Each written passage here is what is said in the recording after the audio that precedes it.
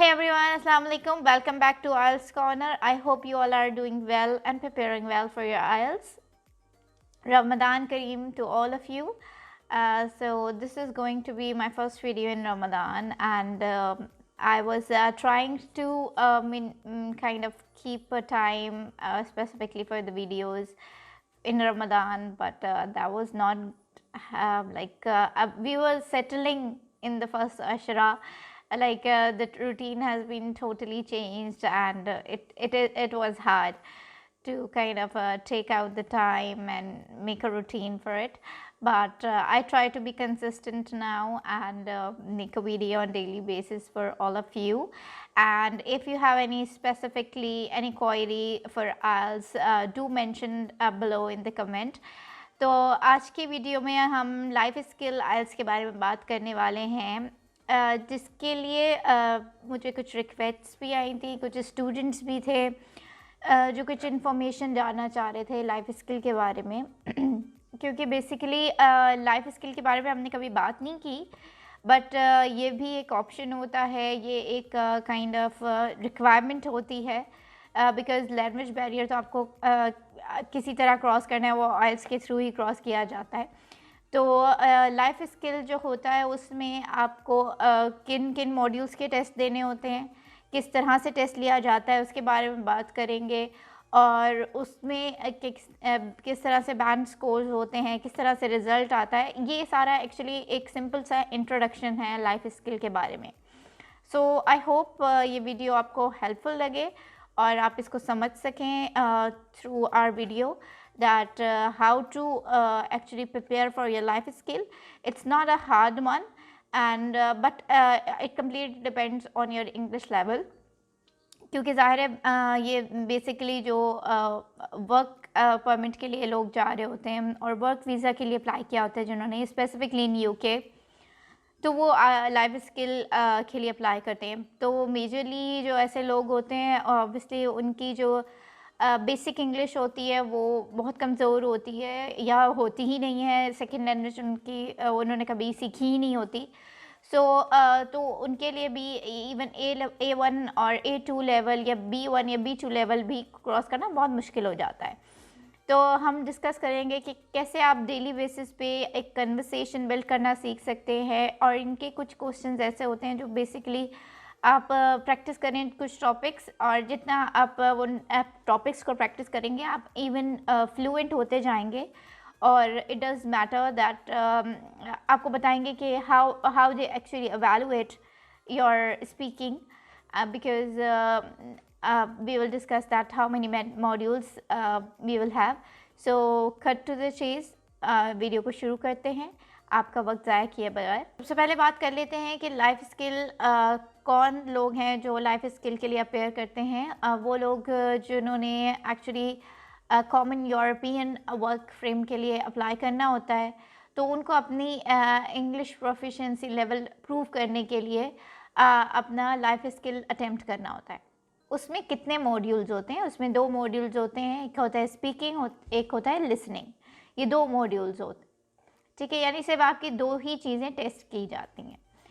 फिर इसमें क्या क्या लेवल है, A1 है, A2 है और B1 है, ठीक है। अब आपको बता दिया जाता है कि आपने जिस स्किल के लिए अप्लाई किया है, जिस भी उसके लिए बता दिया जाता है कि आपको या तो A1 के लिए अपेयर होना है या A2 के लिए, या आपको अपनी इंग्लिश प्रोफिशिएंसी लेवल प्रूव करने के लिए B1 लेवल के लिए अपेयर करना है, ठीक है। अब तो क्योंकि A1 और A2 और B1 ये सारे कैम्ब्रिज के लेवल्स ऑफ इंग्लिश हैं, इंग्लिश के लेवल्स हैं जो आपको प्रूव करने होते हैं कि आप किस लेवल पे मौजूद हैं इस वक्त, ठीक है। तो ये A1 जो होता है वो बहुत ही बेसिक होता है, यानी जो नॉर्मली बेसिकली कम्युनिकेट कर लेता है थोड़ा हेल्प के साथ। A2 की थोड़ी सी लेवल बहुत बेहतर होती है, और B1 जो होता है वो एक इंडिपेंडेंट यूज़र होता है, यानी उसको किसी सपोर्ट की ज़रूरत नहीं होती when they are having a conversation. तो ये लेवल्स हैं 3, और अब आपको अपने अकॉर्डिंग टू वर्क फ्रेम आपको बता दिया जाता है कि आपको इस लेवल का टेस्ट अपेयर करना है, ठीक है। फिर how they provide your result, इसमें सिर्फ कोई बैंड स्कोर्स नहीं होते जैसे बाकी नॉर्मल आइल्स के टेस्ट होते हैं, यानी एकेडमिक और जर्नल। इसमें सिंपली आपको या तो पास किया जाता है या फेल किया जाता है, कि आपके रिजल्ट में आएगा या तो your fail in A level, A1 level, या आप पास हो गए, ठीक है। सिर्फ 2 चीज़ें हैं इसमें। अब आगे चलते हैं और आपको बताते हैं कि आपके एवेलुएशन कैसे की जाती है। Evaluation for IELTS life skill simply based on कि आपने किस तरह से इंफॉर्मेशन ली, means your ability to obtain the information. जो आपको एग्जामिनर ने पूछा, आपने उसको सही समझा कि नहीं समझा, वो आपकी एबिलिटी टेस्ट होती है, ठीक है। फिर how you communicate and convey your information, कि किस तरह से आपने अपनी इंफॉर्मेशन पहुंचाई एग्जामिनर तक, ठीक है। और आपका जो A1 और A2 और B1 का टेस्ट होता है, वो आपको एक पार्टनर दिया जाता है जिसके साथ आपने कम्युनिकेशन बिल्ड करनी होती है। तो आपकी तीसरी चीज़ हो गई how you communicate your things, your information to the other person, ठीक है। तो ये सारी बेसिक चीज़ें हैं that how you speak and engage in the discussion, because 2 लोग जब बात कर रहे होते हैं वो एक डिस्कशन बिल्ड कर रहे होते हैं, तो आप वो किस तरह से कर लेते हैं, कितने अच्छे तरीके से कर लेते हैं। If you are able to do it then you are pass, if you are not able to do it you fail, ठीक है। और जब आपका पार्टनर के साथ कन्वर्सेशन हो रहा होता है तो आपने उससे सवाल पे सवाल पूछने होते हैं, उसके आंसर, यानी जब आप उसने भी आगे से आपसे सवाल पूछने होते हैं। आपका एक फेज़ ऐसा होता है टेस्ट में जब आप एक दूसरे से सवाल पूछ रहे होते हैं, तो अगर आपका पार्टनर जो है सामने वाला वो वीक है और वो ज़्यादा सवाल नहीं क्रिएट कर पा रहा, तो जब आप आंसर कर रहे हैं आप जल्दी से उससे क्वेश्चन पूछ लें।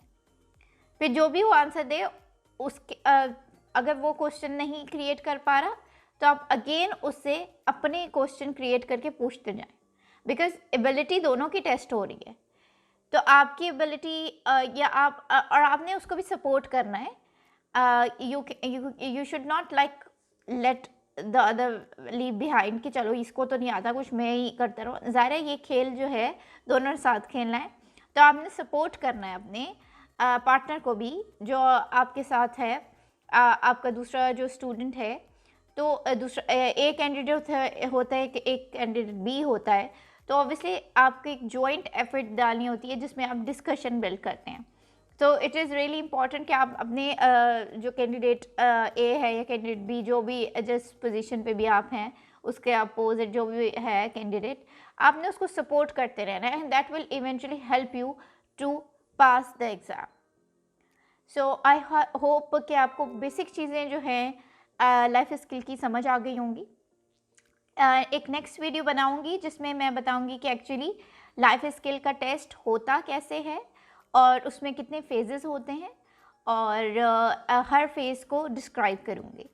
सो I hope you like this video and आपको समझ आ गया हो कि लाइफ स्किल आइल्स में टेस्ट कैसा होता है, किस तरीके से लिया जाता है और किस तरह से एवेलुएट किया जाता है। And if you have any query, आपके पास कोई सवाल मौजूद है, so please do let us know. मैं उस पर भी एक वीडियो बनाऊंगी और आपके सवालात को कवर करने की कोशिश करूंगी। Till we meet again in another video, take care, फ़ी अमान अल्लाह, अल्लाह हाफ़िज़।